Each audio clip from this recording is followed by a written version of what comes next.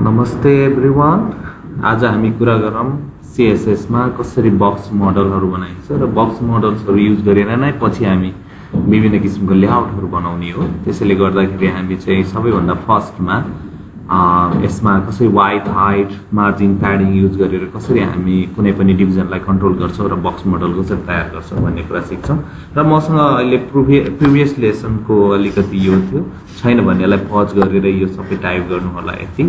र म के भन्न चाहन्छु भन्दै मानव मैले यहाँ चाहिँ डिभिजन यदि क्रिएट गरेछु भने डिभिजनमा यो लेख्दैछु भने डिभिजन क्लास मानव हामीले यसलाई चाहिँ हेडर एरिया हो, त्यसैले म हेडर भन्ने यति एरियालाई हेडर भनेर राखेँ। अथवा हामी एउटा ऱ्यापरै बनाऊँ है, ऱ्यापर बनाएर अनि यसलाई डिभिजन बन्द गर्थ्यौँ।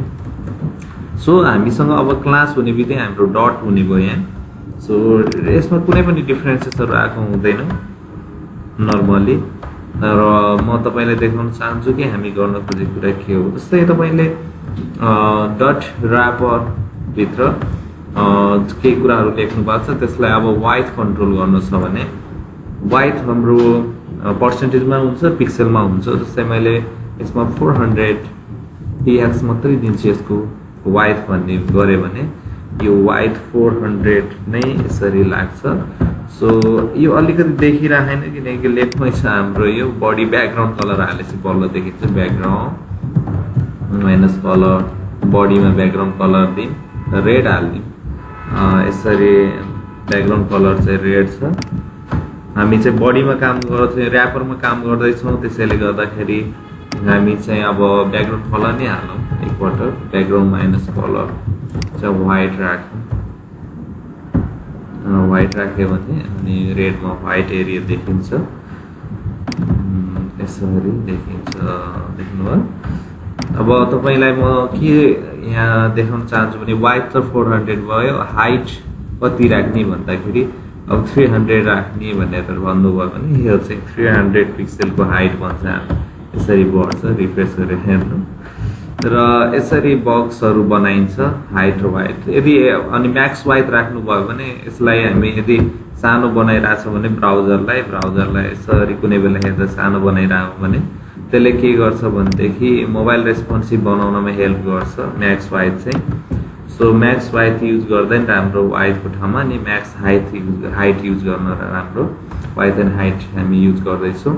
र प्याडिङ भन्ने आउँछ। अब प्याडिङ भनेको के बुझ्नु भने प्याडिङ चाहिँ चारैतिर बस्छ। यो चाहिँ हाम्रो कुनै पनि बोर्डरको चारैतिर, यो बोर्डरको चारैतिर के बस्छ प्याडिङ बस्छ। र प्याडिङ अप्लाई गर्दा हामीले विशेष गरी 20 px युज गरिदियो भने यो चारैतिर टप राइट बटम लेफ्ट चारैतिर यो प्याडिङ यसरी हेर्नु त ग्याप बस्यो, चारैतिर लाग्छ होइन। म यसलाई स्पेसिफिक गर्न छ भने यदि दुईटा गरिदिनु भयो भने टप र बटम, यसले पहिलोले टप बटम तान्छ अनि प्याडिङ टप अनि प्याडिङ अब बटम चाहिँ 20 भयो अनि प्याडिङ लेफ्ट र राइट चाहिँ 10 px भयो।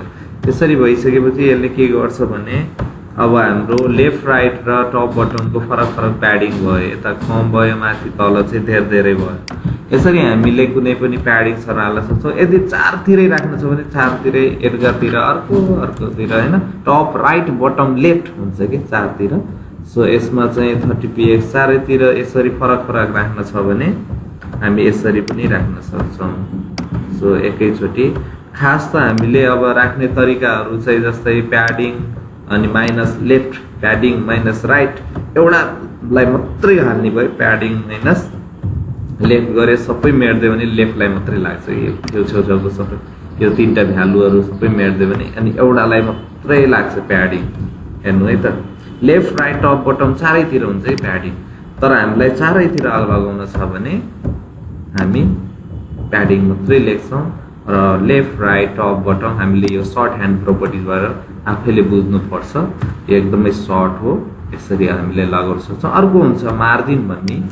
जस्तै मार्जिन भन्ने हामीले मार्जिन भनेको चाहिँ हाम्रो बोर्डरभन्दा भित्रीतिर पर्छ मार्जिन, बोर्डरभन्दा एकदमै बाहिरपट्टि पर्छ। जस्तै कि जस्तै भित्रीतिर जस्तै यो बोर्डर र यो टेक्स्टको बीचको भागलाई चाहिँ हामी के भन्छौँ प्याडिङ भन्छौँ र बोर्डर र यो बाहिर कुलाको भागहरू चाहिँ मार्जिन भन्छ यसलाई मार्जिन।